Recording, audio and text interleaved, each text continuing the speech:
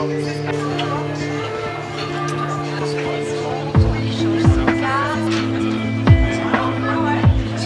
définitive, moi je fais des conférences sur l'optimisme. Parfois tu l'as, je suis d'accord, mais parfois tu peux.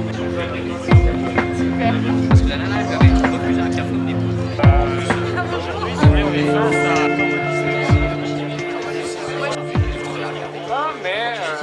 Bonjour Adèle, vous êtes président de Allo Médiation. Est-ce que vous pouvez m'en dire quelques mots? L'association a pour objet de promouvoir la médiation, non seulement la médiation juridique, mais également économique et culturelle. Quel est le but de cette soirée?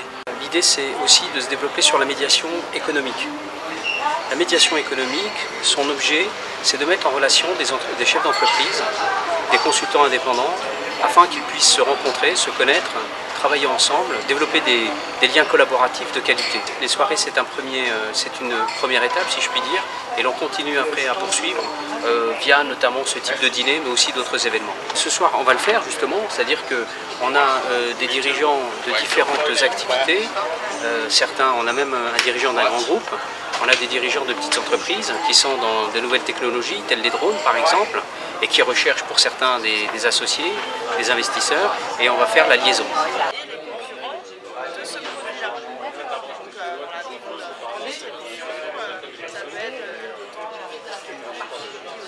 Très bien. Bien. Bienvenue à tous et à toutes à la 12e soirée professionnelle et conviviale organisée par Allo Médiation.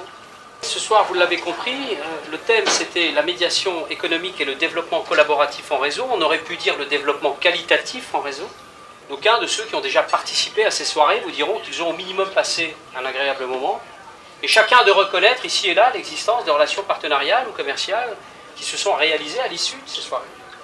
Et comment, me direz-vous, peut-il en être autrement lorsque nous avons parmi nous ce soir des dirigeants d'entreprises qui souhaitent développer leur activité sur de nouveaux marchés, on appelle ça la croissance organique, et qui recherchent des investisseurs, qui recherchent des associés. Et là, nous avons également des experts financiers spécialisés dans la levée de fonds ou dans l'évaluation financière des marchés, et qui recherchent ces dirigeants audacieux, ces créateurs de valeur, ces développeurs. Je pense ici à François Goussu de chez Wigman Finance pour la partie financière, à Bruno Baudelaire de chez Arnold Arpens pour la partie stratégique. Mais nous avons également, ce soir, parmi nous, des entrepreneurs qui, plus simplement, souhaitent développer, optimiser leur statut social. Et là, nous avons des avocats, des experts comptables, qui pour les uns optimisent la situation juridique des entreprises, qui pour les autres optimisent la situation fiscale des entreprises. Je pense ici à Dominique Miellet, avocat, fondateur du cabinet Miellet, au cabinet Astria, et plus particulièrement à Jérôme Villard, expert comptable et associé. Mais nous avons également parmi nous des dirigeants qui souhaitent valoriser leur patrimoine. Et là, nous avons des experts en placement, en investissement, en optimisation des situations fiscales et sociales des dirigeants, que ce soit à titre personnel ou professionnel. Je pense ici à Laure Pochet du groupe Alliance, à Hervé Luquin, agent mandataire, également dirigeant. Nous avons également parmi nous ce soir des dirigeants qui souhaitent développer sur des marchés solidaires et réglementés. Je pense ici à M. Laogil et son projet de prescription d'adaptation des immeubles à l'usage des personnes à la mobilité réduite. Je pense également à Delphine Cousseau, avocate, spécialisée en droit immobilier. Nous avons également des entreprises qui souhaitent innover, qui souhaitent se développer sur de nouveaux segments de marché. Et là, nous avons des experts en communication, marketing. Je pense ici à l'entreprise Golden Market pour la partie web, à Jean-Marie Stiffel pour la partie marketing, à Pauline Gautreau, partie études de marché. Et nous avons également ce soir parmi nous des spécialistes de la prévention, non pas que la prévention soit leur activité principale. Je pense ici à Céline Barbossa, juriste d'entreprise qui œuvre dans des grands groupes à l'international, Emmanuel Guidet, avocat fiscaliste, Christophe Noirel, notaire, expert dans la protection de votre patrimoine professionnel et personnel. Nous avons également des experts dans la prévention des sinistres d'entreprise, sinistres qui peuvent coûter très cher à une entreprise, si ce n'est l'entreprise elle-même. Je pense ici à Philippe Trollonge, expert en assurance risque, médiateur, président délégué de notre association Allomédiation Centre. Nous avons également parmi nous Michel Evrenoff, qui intervient lorsque les entreprises sont en difficulté, aux limites de la cessation de paiement. J'en profite pour saluer également ici Sylvie Souler, sophrologue parmi nous, Michel Torini, ancien pilote du Concorde, reconverti, conférencier, expert en incentive, qui fait aujourd'hui voltiger vos équipes. C'est le cas de le dire. Vous avez également, je remercie également Michel Rosenthal, qui réalise vos films institutionnels, Stéphanie Duboc, plasticienne staffeuse. J'espère n'avoir oublié personne, et si j'en ai oublié, vous aurez l'occasion de vous présenter tout à l'heure. Annie Jolec, pour les soirées, effectivement, les soirées People, elle organise des soirées People, bien sûr. En tout cas, je vais quand même en profiter pour remercier l'ensemble des membres de l'association Allomédiation, que ce soit sur la région Paris, la région Centre ou la région PACA.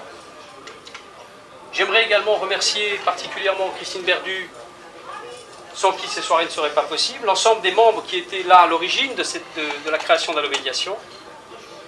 Je souhaite également remercier Annie Cobert, présidente d'honneur de notre association, présidente des DCF Île-de-France, également vice-présidente des femmes chefs d'entreprise du Val d'Oise.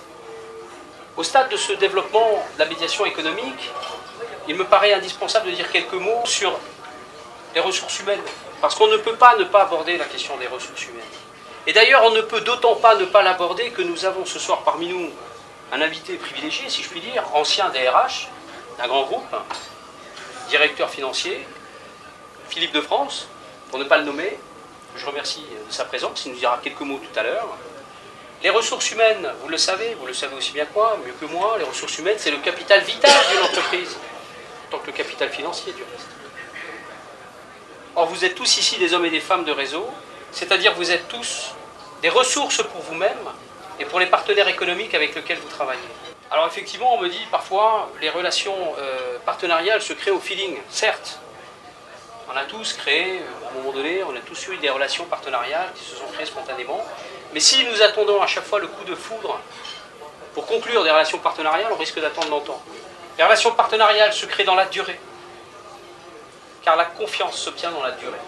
La médiation économique, vous l'avez compris, c'est relier des professionnels, créer des situations où des partenariats peuvent se créer justement dans la durée. Je vais parler de confiance qui s'installe dans la durée. En tout cas, comme certains l'ont compris, on ne devient partenaire que dans la durée. Ça, c'est la médiation économique. Mais la médiation que j'appelle moi juridique, c'est-à-dire dont le résultat final est la prévention, la résolution ou la régulation d'une situation juridique. Et ce que j'ai institué au niveau national, c'est qu'on a beaucoup confondu. La médiation, c'est un concept très difficile parce qu'il a été approprié, si je puis dire, par les institutions. Donc on a la médiation institutionnelle, laquelle envahit la sphère du droit, c'est-à-dire la médiation judiciaire.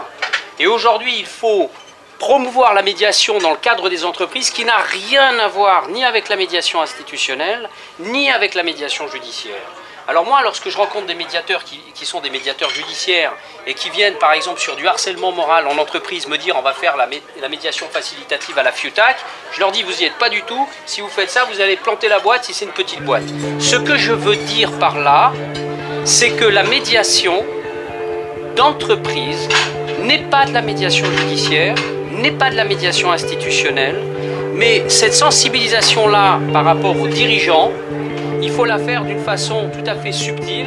On ne peut pas non plus arriver aujourd'hui et dire attendez, tout ce qu'on vous a dit sur la médiation jusqu'à présent était faux. Et pourtant, toute la problématique est là. On ne peut pas entrer dans une entreprise aujourd'hui et faire n'importe quoi en termes de médiation. Vous allez avoir la médiation facilitative, évaluative, résolutoire, transformative, etc., etc. Ce sont des techniques, ce sont des process particuliers qui visent la satisfaction générale des auteurs et pas l'une seulement. Donc c'est pas de la négociation.